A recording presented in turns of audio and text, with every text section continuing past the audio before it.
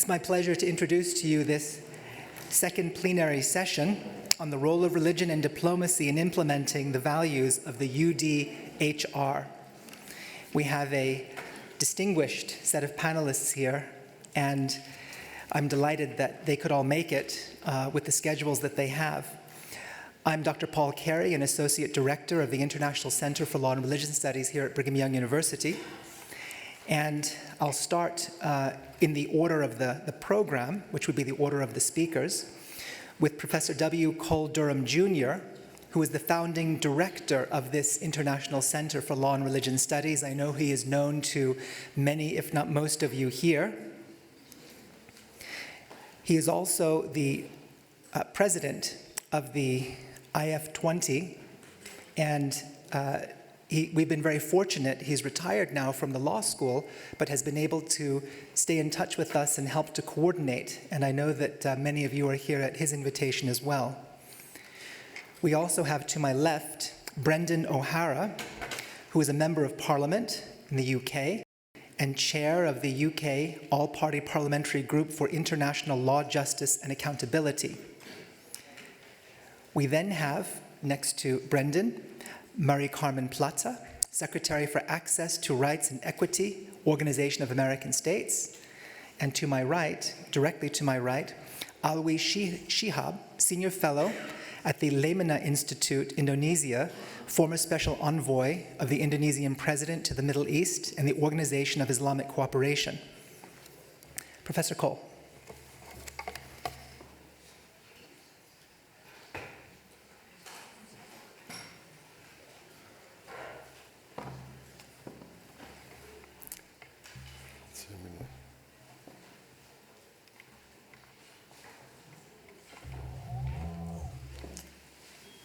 I don't have the problem of Elder Ballard's eyes that many of you heard about yesterday, but I want this podium to be as close to me as possible. It's a particular honor for me to be here today. I think Judge Wallace and I have compared notes, and to the best of my knowledge, we are the only two who have been to all 30 of the sessions of the symposium over the past 30 years. He told me this morning he thinks I may outlast him. I'm not sure. The odds are in my favor, but I'm not sure. The particular session is one that stands at the core of our work here, which has always been aimed at deepening knowledge of freedom of religion or belief, at facilitating the growth of networks of scholars, experts, and policymakers involved in the field of law and religion, and contributing to law reform processes in the broader implementation of principles of freedom of religion. Our center, and more specifically the series of conferences we are participating in today, of which this is the 30th, was born in the early years after the collapse of Soviet communism, in the new world opened up in the early 1990s.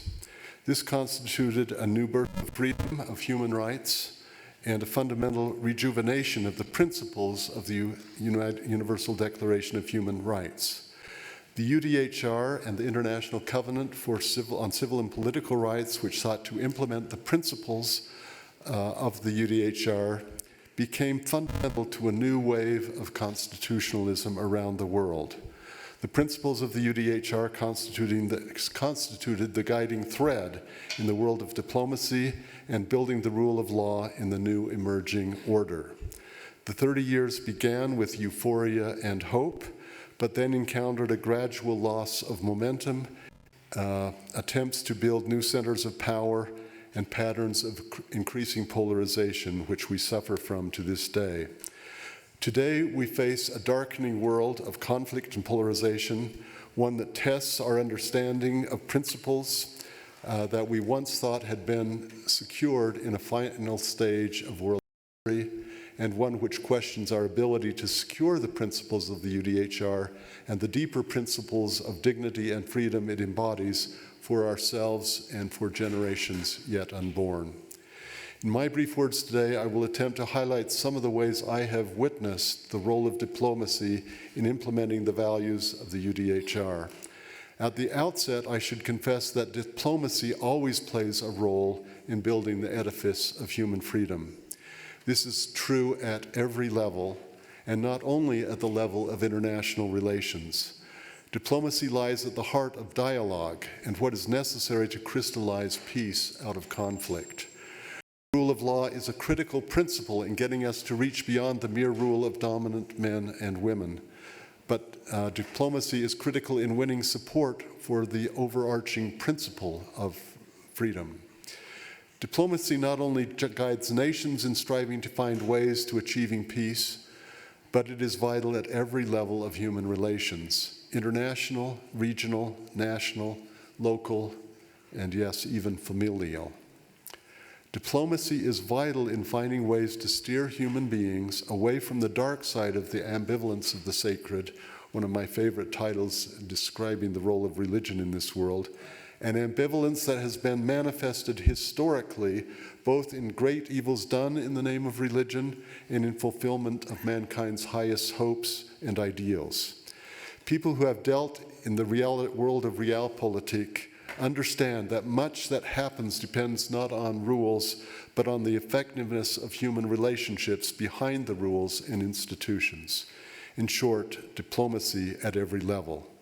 The challenge is to do all that we can to assure that diplomacy is guided by the highest principles and not by the lowest interests. In this sense, this symposium and its predecessors have always been ventures in diplomacy, and hopefully diplomacy at the highest level.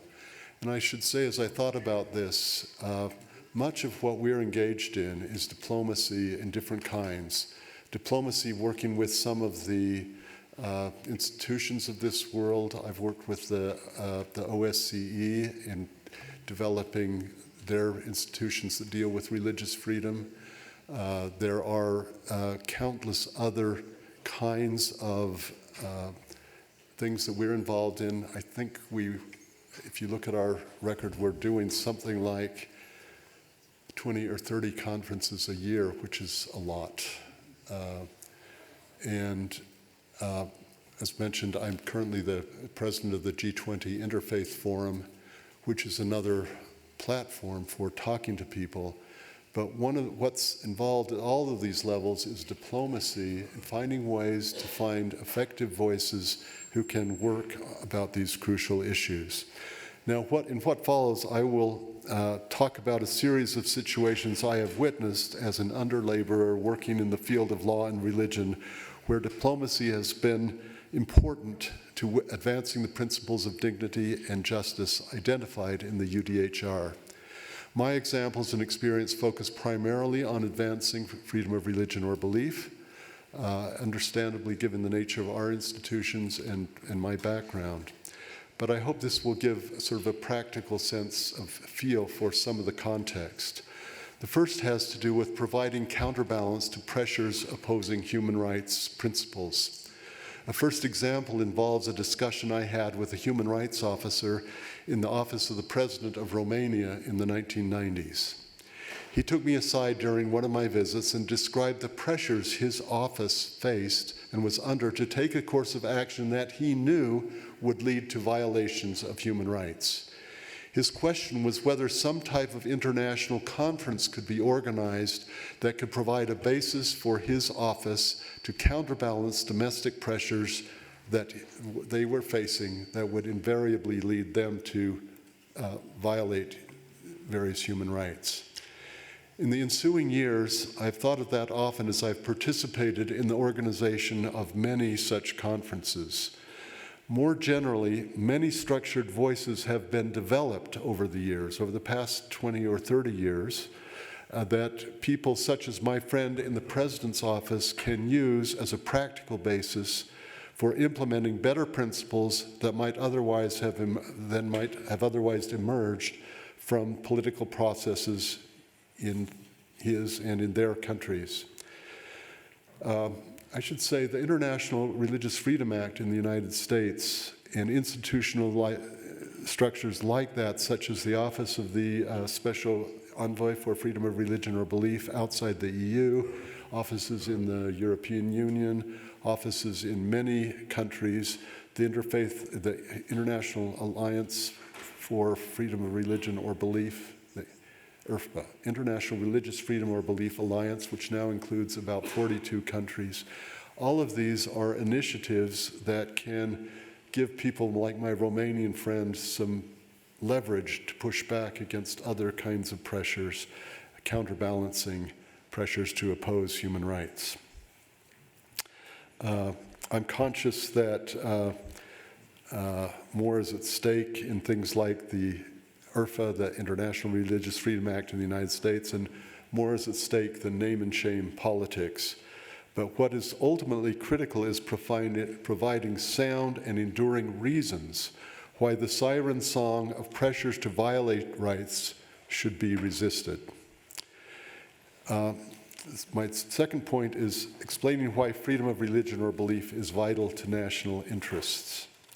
An important book written on this issue was published by Thomas Farr in 2008. Tom is the individual who was responsible in the U.S. State Department for designing the format used by the annual religious freedom reports in the U.S. State Department.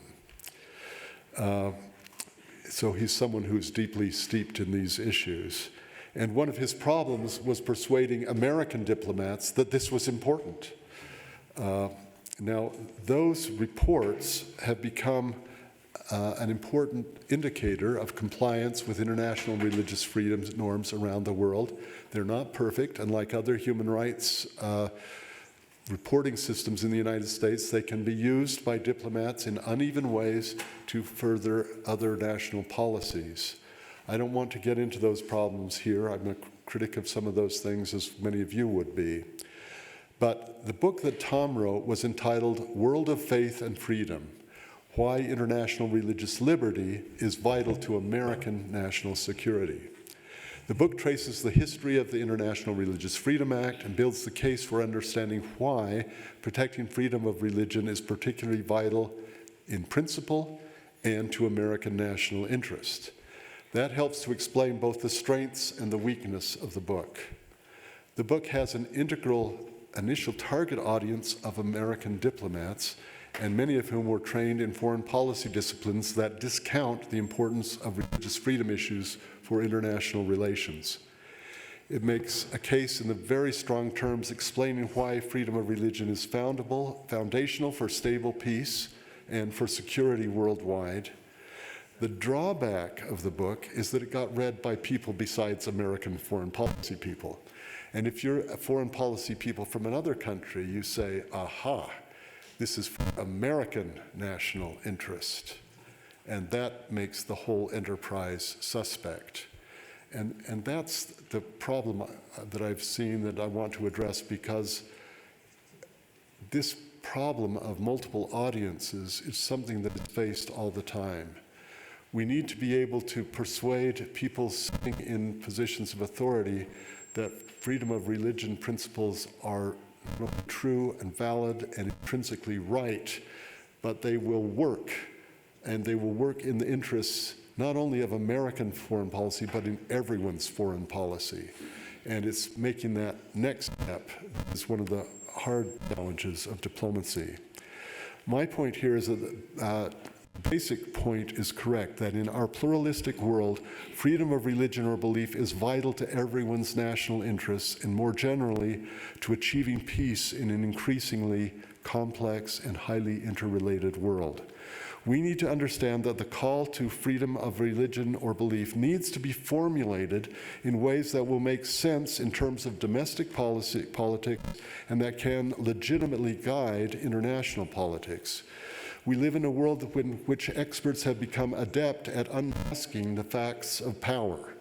The difficulty is that too often their rhetoric goes too far and debilitates the institutions and principles that hold the master key to peace and stability in a pluralistic world. Next point, misreading the demands of security.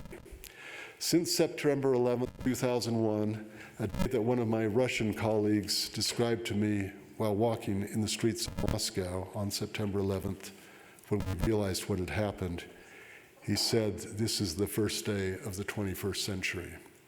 And I think he was right. There's been, since that time, the birth of a clarion call for security. This takes countless forms, and each of you could no doubt give accounts of forms of this that this is taken in your country. Predicated on fears, often justified, of the social destruction that extremist groups can unleash, countless programs and strategies have developed to enhance security. Let me be clear at the outset, there is no doubt that many of these fears are grounded in reality and need to be taken seriously. Some of these fears relate to violence done in the name of religion. And it is important in this context to recognize that there are circumstances spelled out clearly both in the UDHR and the International Covenant on Civil and Political Rights when the right to freedom of thought, conscience, and religion must give way to other imperative concerns. But these circumstances are carefully limited in the key human rights documents. The authors of these limitations were not naive diplomats. They were people who had been through the cauldron of the world wars and the Cold War, and they had thought carefully about these limitations. Unfortunately, the pattern in too many countries, including, I admit, our own here in the United States, has been to allow concerns for security to override freedom of religion in contexts not authorized under the relevant limitation clauses of the international instruments. These clauses allow infractions of religious freedom, but only where they are authorized by law, and that means by the rule of law, when they further a limited set of compelling state interests, and when the actions taken are not disproportionate to the freedom sacrificed. A typical situation in which I have encountered this problem in numerous countries is in the context of negotiation regarding laws concerning the rights of religious groups to acquire legal entity status. This might appear to be a non-obvious context for this critical issue, but let me describe the way I would often see it play out. I have often been in meetings discussing the text of a draft law proposing the terms on which religious communities could acquire access to legal entity status. In our modern world, this is a critical threshold right, that is the right to entity status, in protecting religious freedom, because without entity status, religious communities cannot acquire or rent places of worship. They cannot apply for land use entitlements. They cannot enter into the contracts with employees. And in general, they are not free to act and carry out their missions. What I would often see is a tension between foreign ministry officials who were sensitive to foreign pressures to respect human rights, and officials from security ministries, the so-called power ministries, the people with guns, who would essentially say, we're happy to let you foreign ministry officials establish institutions that comply with human rights so long as there's nothing serious going on. But if there's a serious disruption of peace, as soon as things get really serious, potentially violent, we have to take over and take care of things. My sense at this point was that there was typically a need for more refined diplomacy. I would often try to find ways to put the power ministries of foreign governments in touch with counterparts in the US or Europe who had real on-the-ground experience dealing with violent terrorists. What they could bring to the table was practical experience showing that response to violence or potential violence with excessive or overbroad coercion would almost invariably be counterproductive. So what was needed was reasoned diplomacy. Another point, I'll call it strengthening the foundations. This is really a sort of summary point. What I've given are just a few examples of contexts in which the significance of sound diplomacy in implementing the principles of the UDHR and the underlying principles of dignity, freedom, and justice. Let me conclude by emphasizing just a few fundamental points. First, properly understood, the principle of freedom of religion or belief is not naive, wishful diplomatic thinking, but it is grounded in a deep and accurate perception of human nature.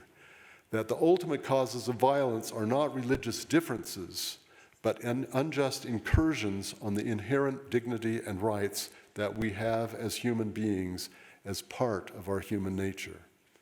Second, diplomacy which supports freedom of religion or belief, though appearing on its face to support particular religions, beliefs, and cultures, in fact leads toward universal respect for differences that is absolutely vital in a world characterized by localized and pervasive plurality. Third, one of the critical priorities in our world is to strengthen diplomatic efforts that can support human dignity and the right to freedom of thought, conscience, and religion. That requires deepening our understanding of these principles, strengthening supportive networks in ways that will happen in this symposium, and banding together to help each other in the achievement of needed legal reform. Finally, we cannot afford to allow the Universal Declaration of Human Rights to be eroded so that it becomes a distant monument to failed human aspirations. It needs to be continually revitalized, as it was in the 1990s and as it needs to be again today, so that it can become a vibrant center and focus of human aspirations that continue to point upward to our common future. Thank you.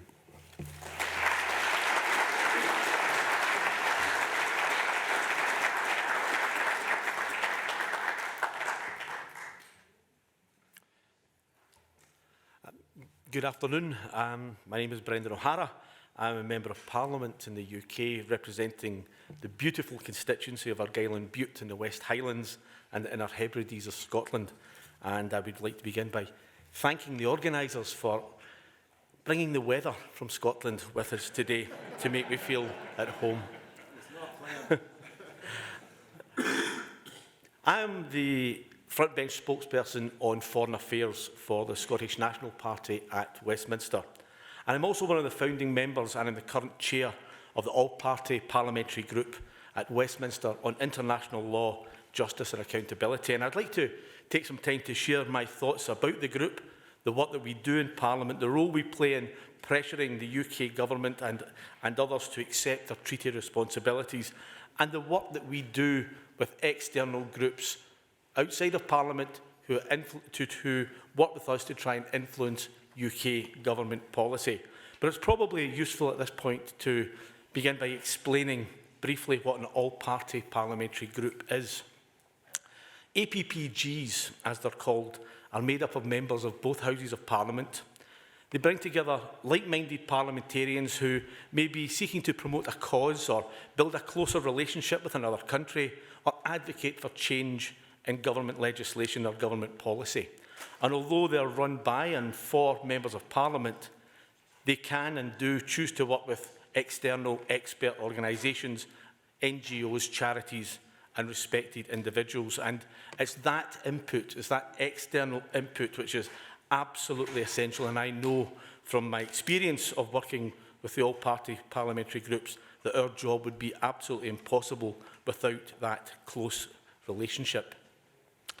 Earlier this year, along with parliamentary colleagues Baroness Helena Kennedy, KC, who is President of the International Bar Association Human Rights Institute, and Lord David Alton, the preeminent voice in the House of Lords in calling out human rights violations, and with that essential help and support of academics, charities and NGOs, we launched the group on international law, justice and accountability. And we did so because we felt that the UK government needed reminding, particularly as we approach the 75th anniversary of the UN Convention on the Prevention and Punishment of the Crime of Genocide. It needed reminding that it had to accept and act upon its responsibility that comes with those those obligations, including the Genocide Convention. And we felt that part of that responsibility was for them to have a coherent and comprehensive strategy in atrocity prevention, bringing perpetrators to justice and assisting victims and survivors of atrocity crime. And we did it because, in my experience, governments really do not like having to go after, catch and prosecute human rights abusers. In my years in Parliament, I've lost count of how many government ministers, when talking about genocide, saying, "never again." But what they're actually saying is, I hope this never happens again. Just don't ask me to do anything meaningful to try and stop it. In my experience, they would much rather wring their hands, issue solemn statements of condemnation, than take any meaningful action against the perpetrators, particularly if those perpetrators are their friends or their friends of friends. It's so much easier not to do anything. It's so much easier to look the other way and hope no one notices. But some of us do notice, and some of us have made it our political priority not to look the other way. And some of us have decided that we will shine a light where too many people do not want a light to be shone. And we'll keep doing it, not because we are naive enough to believe that the government will somehow miraculously change their ways, but we will keep doing it because then we can look them in the eye and we can say, we know that you know because we told you repeatedly what was happening. And we'll continue to do that simply because it is the right thing to do. When I was preparing to come here today, I was thinking about that personal journey that brought me to speaking to such an esteemed audience and in such an important symposium such as this. And there are probably two moments in my life in which I can look back. The first one was my 21st birthday, 40 very long, distant years ago, when one of my friends gave me a framed quotation from a Russian philosopher. And I'll paraphrase it. It basically said, you get one shot on this earth. Do not take it for granted. Do not waste it. And above all, do not end up on your deathbed tortured by the regret that in the time you had here, you failed to make a difference. And that hung above my bed for many, many years. And that thought that I had a responsibility to make the world a better place has never left me. And so when I was first elected in 2015 to Parliament, the memory of that quotation telling me that I had that responsibility came with me. And that now, as a Member of Parliament, I had that platform from which I could try and do exactly that. So from very on in my parliamentary career, as well as being a passionate advocate for Scottish independence, I immersed myself in the issues of international human rights and of freedom of religion or belief. And the second defining moment came weeks after I was elected. And I know it was so soon after I was elected because it was back in the days when I still answered my own telephone. And the phone rang, and I picked up the phone, and this woman who I'd never met in my life before said, "What are you going to do about the Yazidis?" And I said, "I've absolutely no idea. I don't know who the Yazidis are. Tell me." And she said, "I'm a young mother. I had a baby 2 months ago. I couldn't sleep. Or the baby couldn't sleep, and we were up through the night. And we were listening to BBC Radio 4, and they had a package on the radio about what was happening in Sinjar." And she said, "And you're my new MP. What are you going to do?" And I said, "Well, what do you want me to do?" And she said, "I don't know." And I said, "Well, neither do I. But between the two of us, we'll find an answer." And we did. And we got together and we worked tirelessly. Her name was Fiona Bennett. And we worked tirelessly on behalf of the Yazidis. I set up with Fiona's help, the first all-party parliamentary group on the Yazidis in Parliament. We invited Nadia Murad to come to Parliament to tell her story. And I was the only European politician that when Nadia picked up her UN gold medal in 2018, she asked me to go to the UN with her. And the APPG for the Yazidis is still running to this day. But what happened very early, I became aware that the issues involving FORB, freedom of religion or belief, tended to be viewed slightly differently from other violations of human rights. It seemed that genocide, murder, sexual violence, discrimination, systematic persecution when it's centred around issues of freedom of religion or belief, it could somehow be pigeonholed as being a religious conflict. And it was therefore more difficult or more complicated, or it was something which had to be treated with extra caution. And that was something I could never understand. Because, of course, not all human rights breaches are violations of FORB, but all violations of FORB are breaches of fundamental human rights.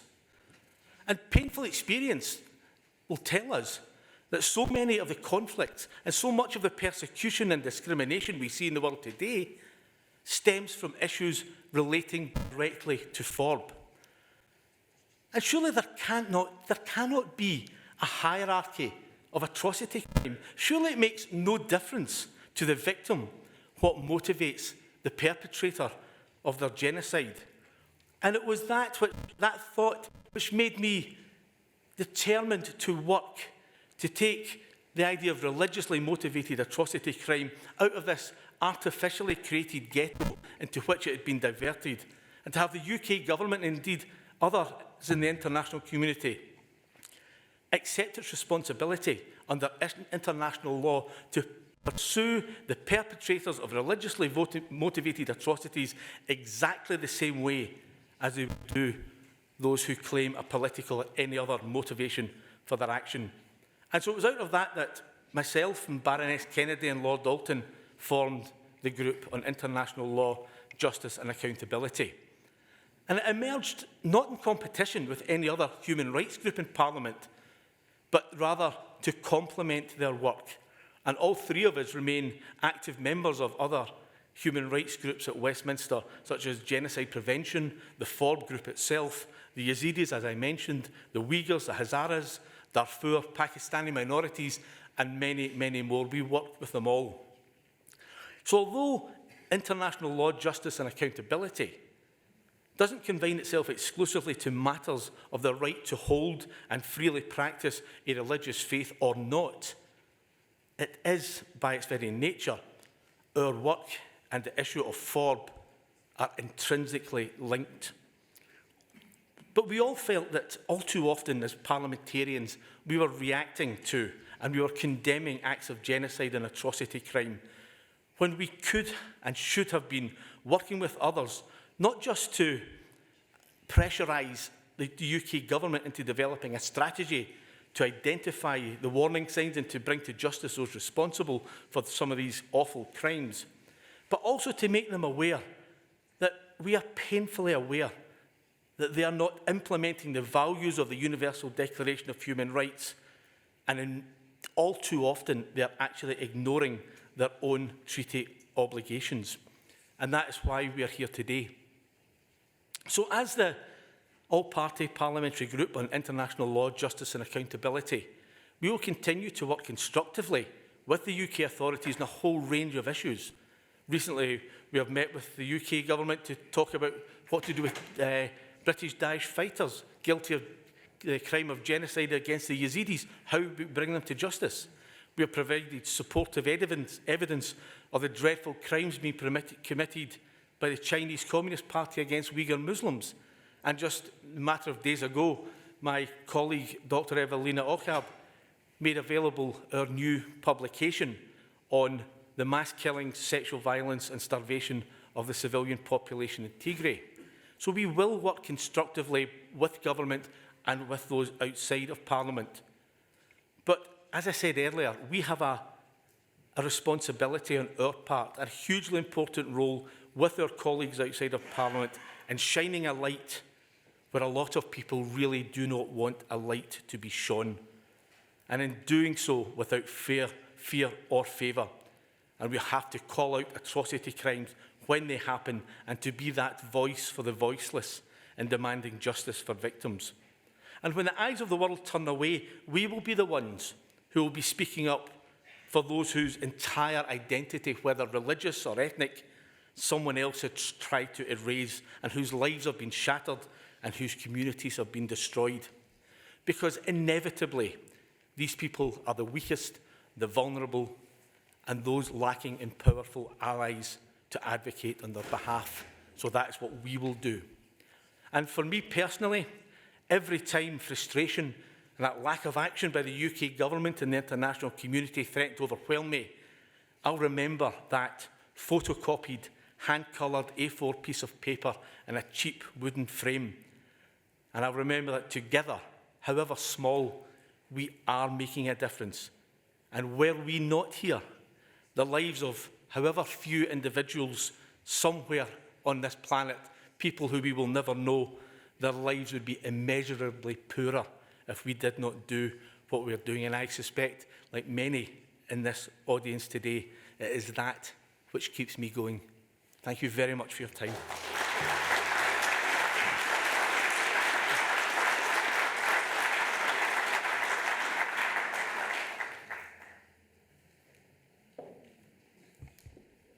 I'm going to speak in Spanish, so just giving everybody the heads up so that they can put on their headsets and the translators can thank me for getting into gear.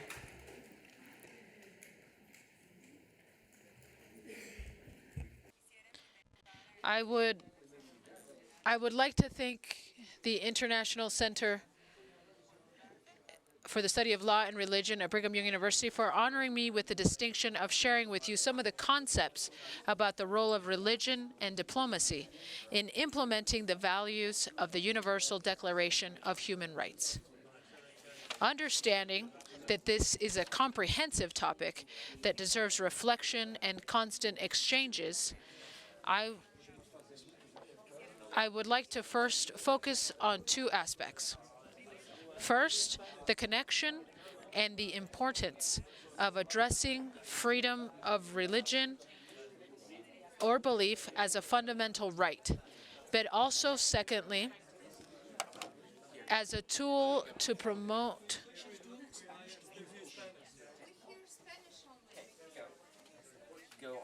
A ver si me escuchan en inglés.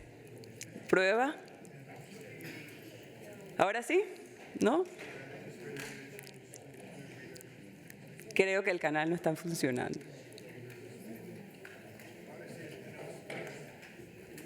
¿Three? ¿Ya? ¿Ahora sí? ¿Sí? Try channel 1 for English. It should be starting to work now. This was all planned. We just wanted to make sure that it was working. Everything was under control. Volvemos hacia atrás. Bueno, rápidamente, para los que me escucharon en español, primero, agradecer al Centro Internacional de Estudios sobre Derecho y Religión de la Universidad Brigham Young por honrarme con la distinción de compartir estos conceptos hoy. Mencionaba que es un tema abarcador y que amerita que esta conversación la sigamos en otros espacios y con otros interlocutores, y por ello quisiera enfocarme en dos aspectos. Primero, la conexión e importancia de abordar la libertad de religión y de credo como un derecho fundamental. ¿Ahora sí? ¿Bien? ¿Good? ¿No? If you're trying to use channel 1 and it is not working, could you please raise your hand? My channel 1 is not working. Are there others who are not working? English should be channel 1. I'm sorry?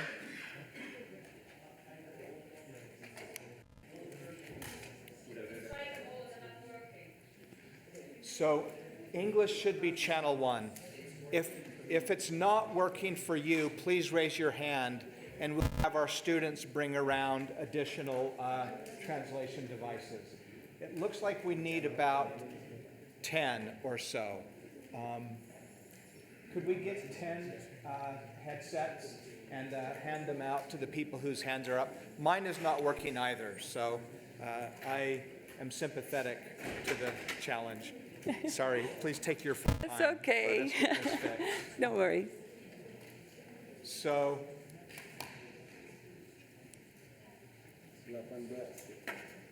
Martin, the Judge Wallace and Janae Wallace need a headset.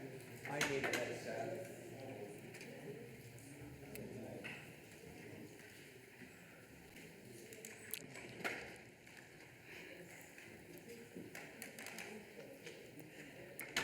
Who else still needs a headset? I see a hand in the very back row, another hand in the very back row.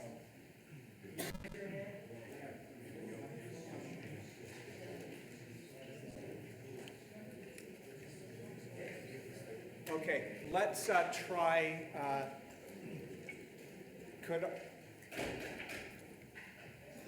could our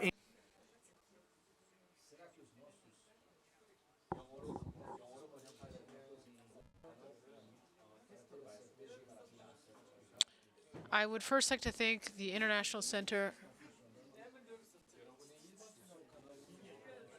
here that's not working? We have one here.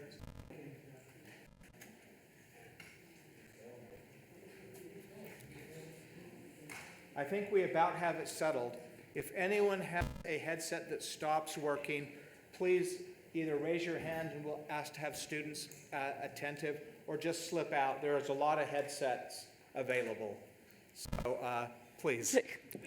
Gracias. Bueno, muchísimas gracias por la paciencia. Hablaba de que I was speaking that in this conversation, I'm going to focus on two aspects. credo como un derecho fundamental y luego como una herramienta para promover democracia y derechos humanos. Y es importante, y lo he dicho ya, varias veces tratando de hacer las pruebas de sonido, pero creo que es importante poderles transmitir que el enfoque tiene esas dos vertientes. ¿Y por qué hacer este énfasis? Porque creo que en los últimos años ha sido una constante en nuestras conversaciones comentar sobre el impacto que han vivido nuestras poblaciones como consecuencia de una pandemia que ha sido inédita. Y conversábamos hace un rato de algunos otros eventos históricos que también nos han hecho cuestionar y evaluar el rol de la diplomacia, pero sin duda alguna sabemos que durante esta época, durante estos últimos años, se han resaltado algunos de los importantes retos que afrontan todas nuestras regiones, particularmente en nuestra región de las Américas. Hemos visto retos en materia de salud, de seguridad social, de acceso a servicios, de conectividad, pero también hemos vivido algunas coyunturas históricas desde una perspectiva social, incluyendo cómo se han agravado en gran instancia momentos de violencia, momentos de conflictividad en nuestra región, tanto desde una perspectiva política como dentro de nuestras comunidades. No escapa nuestra atención que nuestros estados han afrontado situaciones políticas y socioeconómicas complejas, incluyendo polarizaciones que llevan componentes religiosos y que nos obligan a una reflexión profunda y colectiva sobre dónde estamos como actores dentro de estos procesos y dentro de esas conflictividades y hacia dónde queremos ir como sociedad, incluyendo las comunidades de fe y entendiendo que hay un rol dentro de la diplomacia para todos los actores. En la OEA, nuestro secretario general Luis Almagro frecuentemente hace alusión a la interrelación que existe entre democracia, seguridad, desarrollo y derechos humanos, que quisiera aclarar que son los 4 pilares del trabajo de nuestra organización. Y en este sentido, desde nuestra secretaría, desde mi Secretaría de Acceso a Derechos y Equidad, entendemos que existe en esta relación entre los 4 pilares una clave importante que nos exige una labor consciente e intencional para abordar las situaciones de derechos humanos en nuestras poblaciones, incluyendo la libertad de religión y credo, como parte de un trabajo, de un espacio de trabajo multidimensional, que también incluye componentes de democracia, de desarrollo y de seguridad. Y que desde la diplomacia tiene un impacto importante en el futuro de nuestros países. Y esto es una realidad no solamente para la región de las Américas, sino para todo el mundo. Considero que cualquier abordaje sobre derechos humanos o acceso a derechos debe partir de las bases y en este caso quisiera detenerme unos instantes para reflexionar sobre la naturaleza de los derechos humanos. Es importante recordar que intrínsecamente los derechos humanos son universales y por ello recae en los estados asegurar que todas las personas puedan disfrutar de ellos de forma integral. Los derechos humanos son indivisibles, no se prestan para una labor de jerarquización. Por ello, cuando hablamos de garantizar un pleno acceso a derechos, lo hacemos de una manera abarcadora, sin priorizar unos frente a otros. Más bien, los derechos humanos son interdependientes, porque entendemos que al menoscabar un derecho, seguramente habrá impacto en otros derechos humanos, es decir, en el pleno acceso a derechos humanos para nuestra población como una colectividad. Esto es importante, ya que nos lleva a reflexionar sobre cómo las sociedades que promueven la libertad de religión y credo tienen a su vez el potencial de incentivar y promover un pleno acceso a otros derechos humanos. Por ello quería hacer énfasis en esta calidad de interdependencia. Y luego está el principio que es clave en nuestra conversación y muchas otras de las conversaciones que vamos a tener a lo largo de estos 2 días, que es el principio de la igualdad o no discriminación. Con esta premisa, quisiera expresar que la libertad religiosa y de credo como derecho humano está necesariamente vinculada con la defensa de todos los derechos humanos, de todas las personas y colectivos en todas las áreas. Hablar de libertad religiosa y de credo no solo implica crear mecanismos para reconocer la existencia de grupos creyentes particulares, sino que también representa un derecho que tiene una intrínseca relación con el respeto y la promoción de otras identidades, otras expresiones, otras libertades, otros derechos. Por ello, quisiera que entendiéramos en el ejercicio de la libertad religiosa y de credo y en los esfuerzos por asegurarla, una correlación con el principio de libertad e integridad humana en todas sus dimensiones, así como los principios de diversidad y pluralidad que ya hemos comentado también antes en el día de hoy.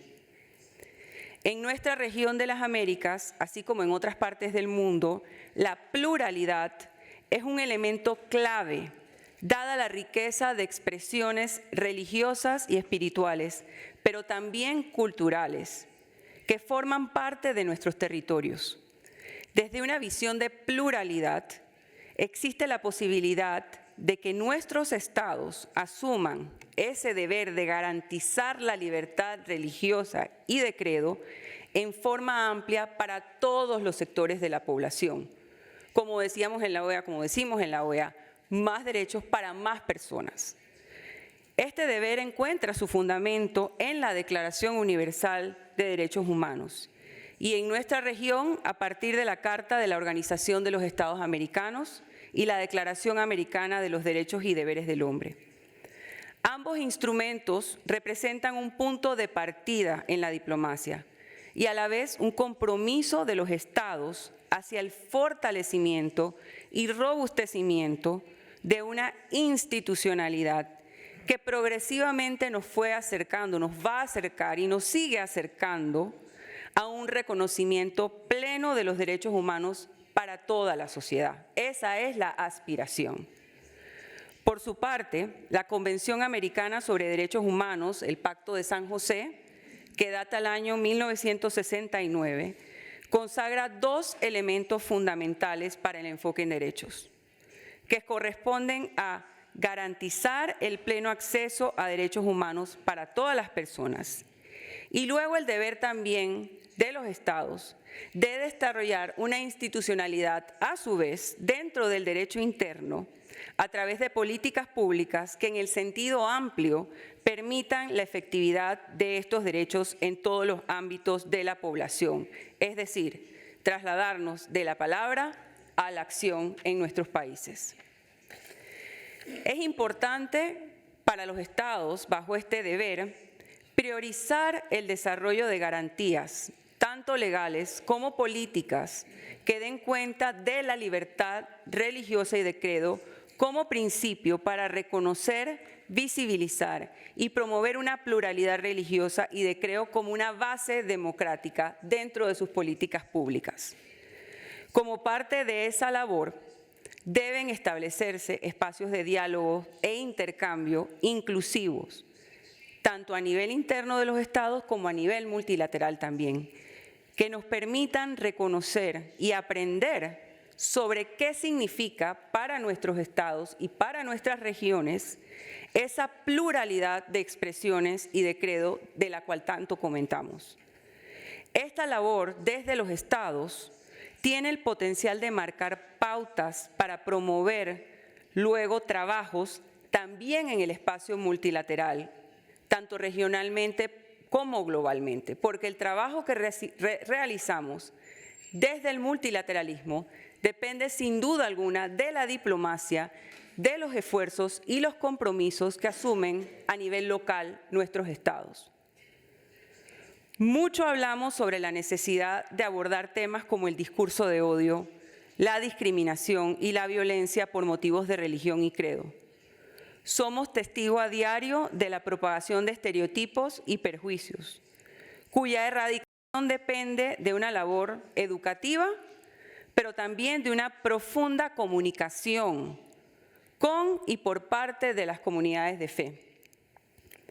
Por ello, considero que los caminos que nos abren foros como este, en el cual vamos a participar durante estos 2 días, es imprescindible para poder acercarnos a ese reconocimiento y esa acción sobre la base de que la libertad de religión corresponde a una pluralidad y puede ser una herramienta de democracia, de cohesión social y de paz en nuestros países. Si no tenemos estos diálogos, no vamos a lograr realmente transformar ese entendimiento en acciones con impacto para las personas por quienes estamos trabajando.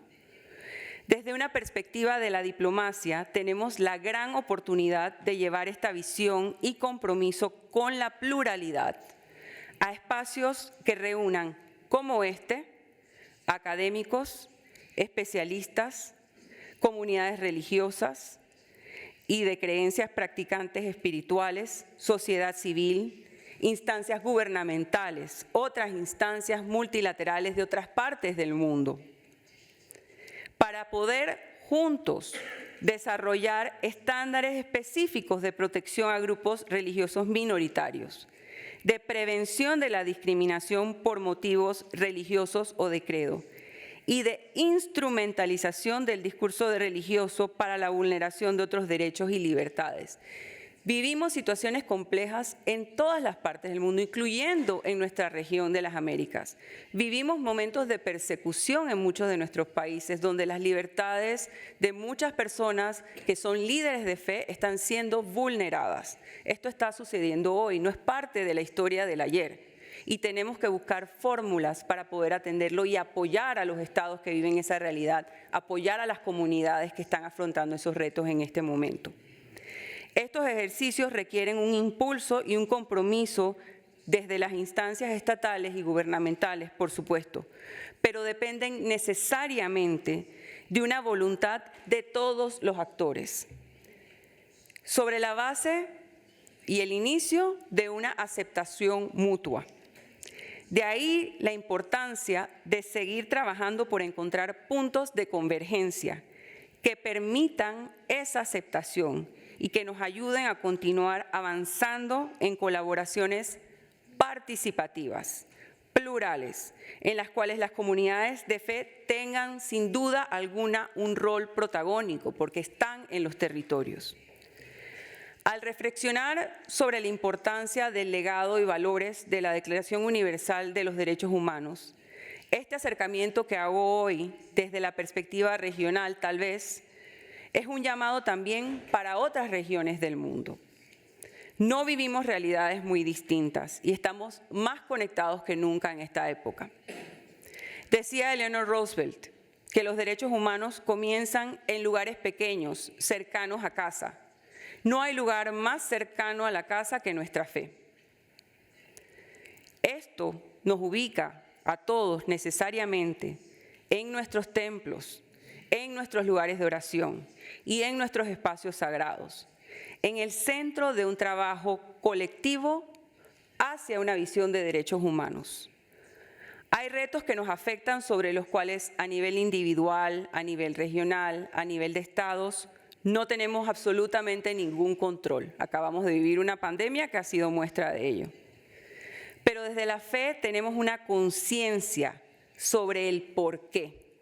¿Por qué tenemos estos retos? ¿Desde dónde los vamos a afrontar y cómo los vamos a afrontar? ¿Con qué valores? Que podamos reunirnos como lo hacemos en estas jornadas, sin duda alguna es un paso adelante y un paso que la universidad ha ido avanzando desde hace 30 años y que debe ser un ejemplo. Pero creo que debemos reconocer que este espacio es un espacio privilegiado y no necesariamente es la realidad que se vive en nuestras comunidades cuando regresamos a nuestros países. Por ello quisiera proponer que todos nos presentemos un objetivo de trabajar por construir una diplomacia desde las religiones, que reconozca la dignidad humana como el centro de nuestra labor.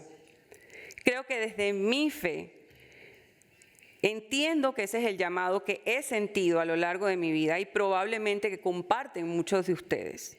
Y no dudo que puede ser un hilo conector para quienes tenemos la vocación de ser agentes de cambio, de paz y de democracia en todos nuestros países y en el mundo. Muchísimas gracias.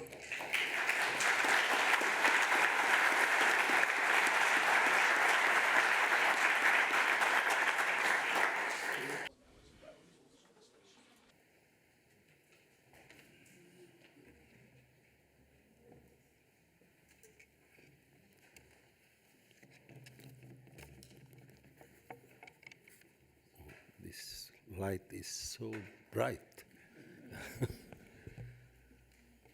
Assalamu alaikum wa rahmatullahi wa barakatuh. Peace upon all of you, distinguished participants. It is always pleasant and advantageous to be the last speaker, not too irritating the next one, neither irritating the moderator.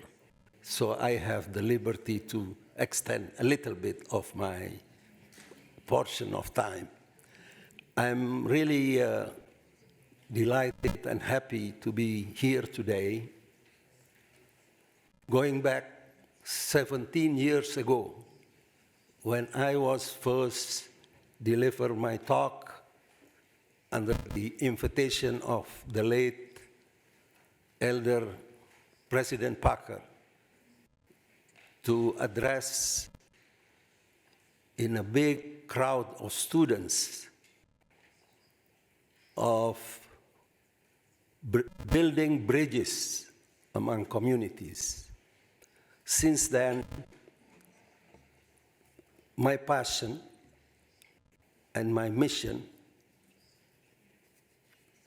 continue to be part of myself. I'm trying to do whatever I can to participate in any way to create interreligious harmony, especially in my country, Indonesia. Before I start my remark, I just want to give you a brief introduction of my remark. My remark has to do with the freedom of thought, conscience, and religion as it is the topic of the seminar or symposium. And before that, I would like to reiterate my appreciation and gratitude to the organizer who invited me to come and be part of this very important symposium. Indonesia, unlike many other Muslim countries, is known to be religiously moderate and inclusive nation or country. However, you might be surprised to know that 50% or over 50% of religious teachers in Indonesia are inclined to radicalism. This is disturbing. And more so for the students that they teach, over 50% of them.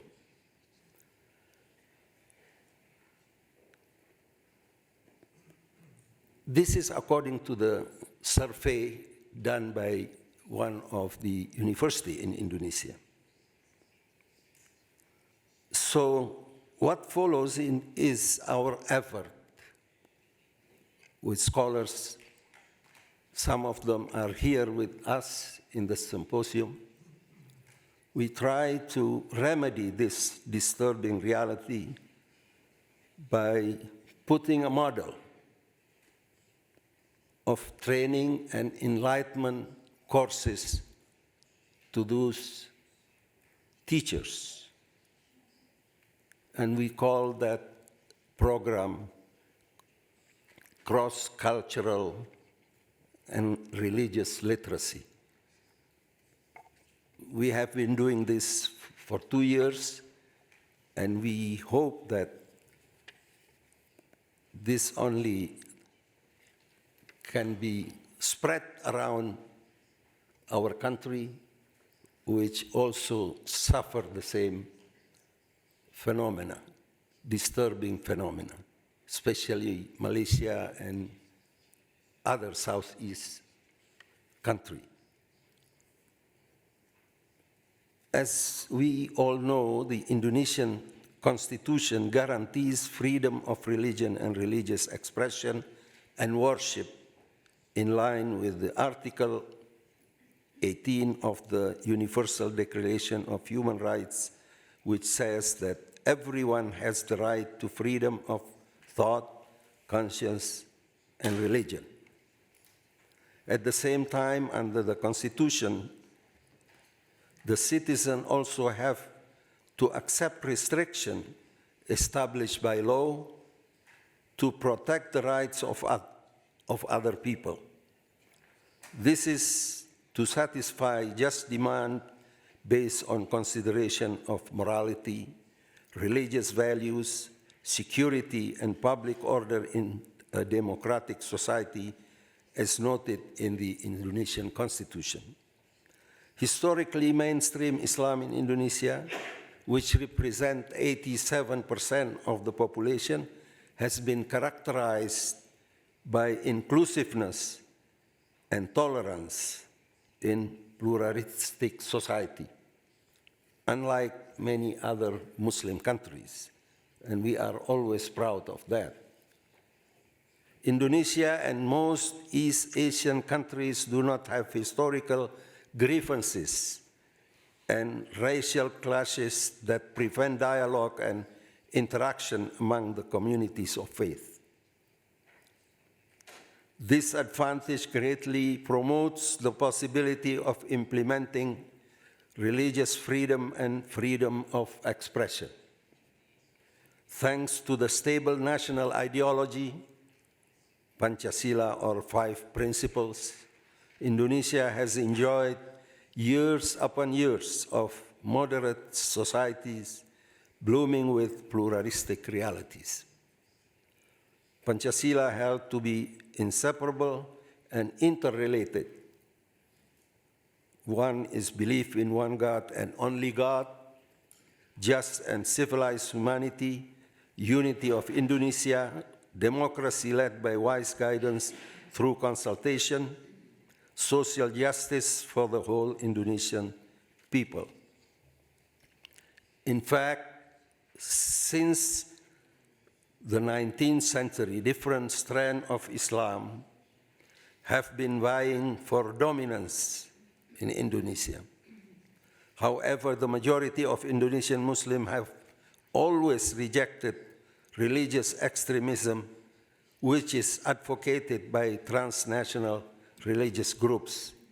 This is all well known by us, like Al-Qaeda, Takfir wal-Hijrah, which was responsible for the assassination of President Sadat, ISIS recently, and many other names with the same doctrine of rigid interpretation of the text. This transitional religious group threatening freedom of religion and religious expression. Through their global network, particularly from certain Middle East countries,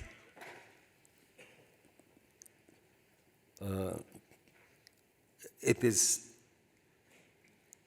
delighted to be mentioned here that Saudi Arabia has finally realized that so many years it has been responsible for the spread of Wahhabism. Nowadays, they realize that that was wrong, and that was the reason for some of the reason of Islamophobia. This group tried to penetrate the Muslim community by presenting certain school of thought with an exclusive and rigid understanding of Islamic teaching. Such penetration has created a certain segment of the society rejecting the idea of freedom of expression and freedom of religion. For example, some local government impose local laws and regulations restricting religious observance only which are in line with the common Islamic religious practices and understanding. In response to such local laws, the Minister of Religious Affairs of Indonesia released a statement emphasizing that religious speech should focus on being educational and building national unity and religious tolerance.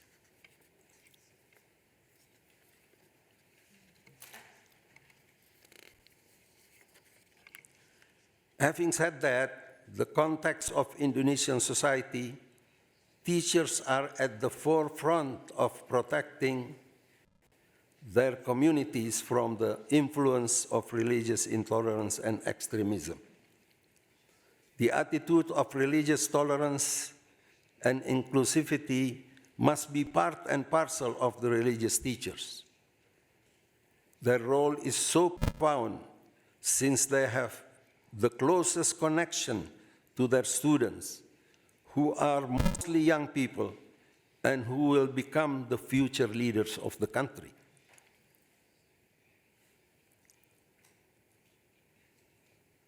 Unfortunately, we have observed that the increasing radicalism in educational institutions has been associated with particular models of interpretation, understanding, and teaching, as well as school of thought. In Indonesia in particular, the growth of radicalism and intolerance is due to scripturally rigid, exclusive, close-minded interpretation towards religious texts. Such hermeneutical approach is being advocated and promoted by transnational religious extremist groups. According to national survey in 2018 by the Center of the Study of Islam and Society, as many as 57% of Muslim teachers held intolerant opinions toward other religions. This is very disturbing because teachers have a strategic position as well as an important role in the formation of students' values, views, and behaviors. It also has a worrying implication to Indonesia, which is religiously diverse and has the world's largest Muslim population. The intolerance against minorities, particularly Christian community, threatens freedom of religion and religious expression and can also lead to disunity and even disintegration of Indonesia's plural society.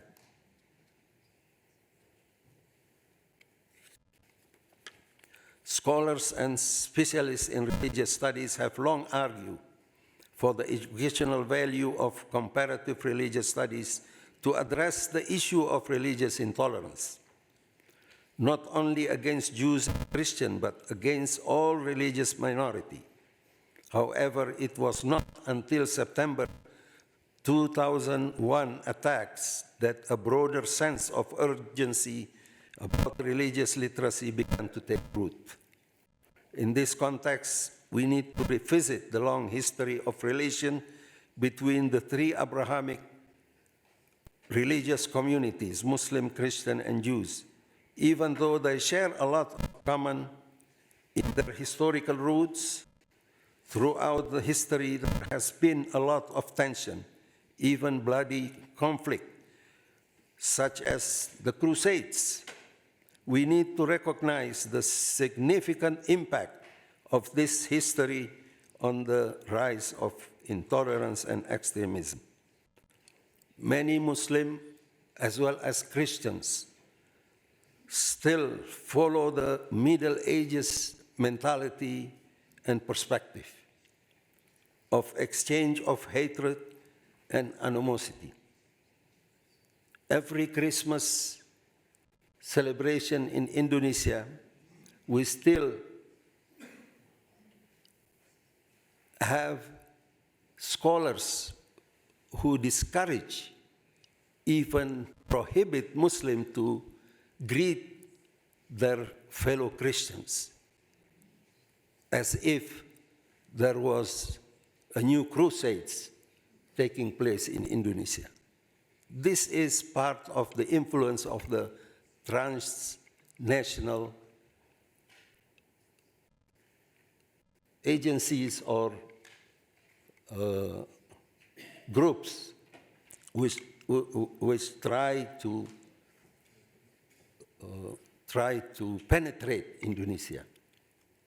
The law of apostasy, we know about Salman Rushdie. If you go back to the main source of Islam, the Quran, there was no such thing as apostasy law to assassinate or to kill the violator of that law. Today, Christianity and Islam, like many other world religions, have demonstrated that their teaching and values are instrumental in setting aside differences. Scholars recognize that, as we all do here in this symposium, trying to create mutual understanding and trust. Intercultural and interreligious harmony cannot be reduced to an optional extra. It is a vital necessity that is, in large, a measure of the success of pluralistic society. Islam makes clear that all humankind share the same sanctity of life and honor. This tradition has been practiced since the early time of Islam. Likewise, the Church has profoundly enlightened its followers to promote love, affection, and to other communities. Both religions and others emphasize that their religions are religions of dialogue and compassion. But still, I'm echoing the last speaker, still we suffer from intolerance and radicalism. From Islamic perspective, we find many lessons toward that end, meaning trying to create harmonious relation. Repeatedly, the Quran enlightened Muslims to be fair and just when dealing with others, particularly the people of the book, Christian and Jews. In addition, the Quran urged Muslims to reciprocate anything good from others. Peaceful means should be responded peacefully. argue with them in the best way possible, the Quran emphasizes. We can still find many wonderful references in the Quran on the above line, including, not limited, as follows, and I am quoting some of those verses. The Quran explicitly praising the attitude of Christian toward Muslim when it says, "You will surely find the most gracious toward the believers," meaning Muslims, "those who call themselves Christian. That is because they are priests, monks among them, and because they are not arrogant." What a nice verse, if only Muslims want to follow this command. Furthermore, the Prophet Muhammad, peace be upon him, was commanded by God to find common word with the people of the book, Jews and Christians. The Quran says, "Say, O Prophet Muhammad, O people of the book, let us come to common terms that will worship none but Allah, associate none with him, nor take one another as Lord instead of God." In another verse, Allah does not forbid you, Muslims, from dealing kindly and fairly with those who have neither fought against your religion nor driven you out of your homes. Surely Allah loves those who are fair. And when you are greeted, the Quran says, respond with a better greeting or at least similarly. Surely Allah is a vigilant reckoner of all things. Inspired by the above verse, on October 13, 2007, a great number of Muslim scholars and clerics sent an open letter to the world's churches for the first time in recent history to declare the common ground between Christianity and Islam as the best basis for future dialogue and understanding. Therefore, it is important for us to work together to break the cycle of hostility and build community by recognizing the problem within our own religious community, and at the same time to learn what is good in other religious community, and also try to find common grounds for cooperation for the sake of harmonious relation. Let me emphasize that in order to protect freedom of thought, conscience, and religion, we need to move beyond rhetoric to action, beyond interfaith dialogue to multi-faith collaboration. With this objective in mind, Leimena Institute launched a cross-cultural religious literacy initiative as training program for madrasa and school teachers to develop their competencies in building peaceful interfaith relation and multi-faith collaboration. In cooperation with Muslim, Christian, Jews, and other scholars, facilitated by Leimena Institute, a Christian organization, many of us from Indonesia in this symposium are present, including Professor Amin Abdullah, but he cannot come. Professor Abdul Muti, who is present with us, the Grand Imam Nazaruddin Umar. We have been working together in the design and implementation of this cross-cultural religious literacy. In the program, we train the teachers on competencies to develop harmonious interaction, mutual respect, and positive collaboration, starting with Muslim and Christian teachers, which make up 97% of the Indonesian population. We aim to reach other religious teachers and train them to promote positive interfaith dialogue and collaboration. This program lays the foundation and provides the necessary competencies toward understanding inclusiveness within the framework of religious freedom. The training consists of educating and enlightening participants in 3 different competencies, namely personal, comparative, and collaborative competencies. Personal competency is understanding one's own moral tradition and religious teaching from the main source of one's religion. As Muslim, he has to know what the Quran says, not what the scholars say. The scholar is not sacred, but the Quran is sacred. In the Muslim case, is the holy text Quran, the exemplary life of the Prophet Muhammad, particularly in the context of positive interaction and mutual respect. In addition to the above, this competency also includes the understanding of other religious teaching as being practiced and believed by the adherents. We need to know Christian teaching as Muslim. Christian should know about Islamic teaching so we can collaborate through the values from the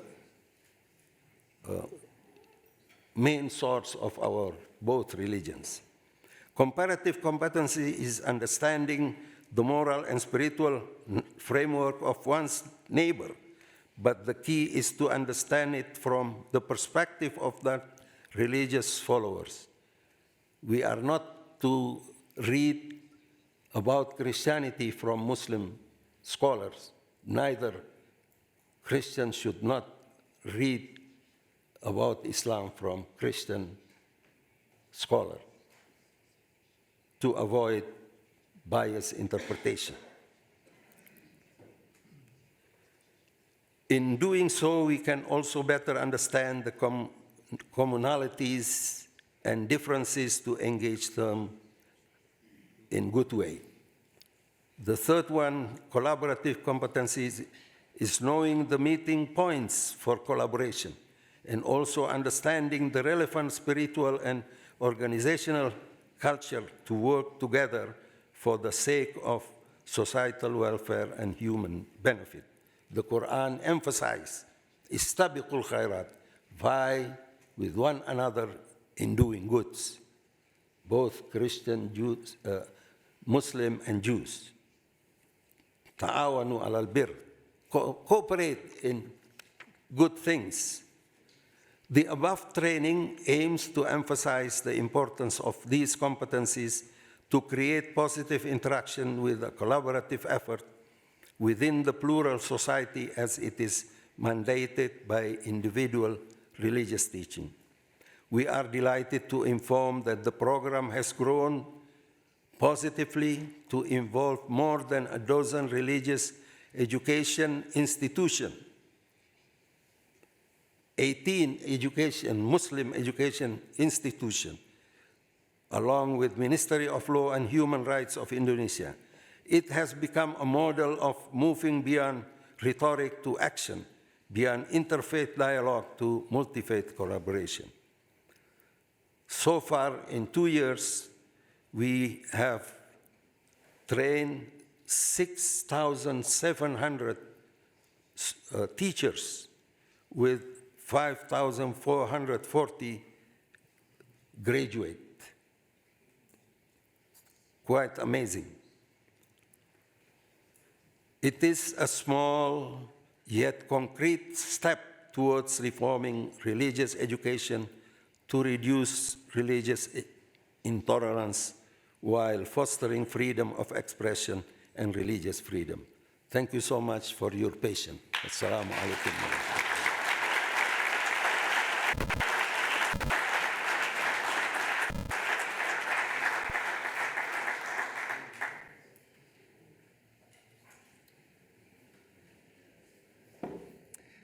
I would just point out, first of all, my gratitude for the panelists and for the remarks.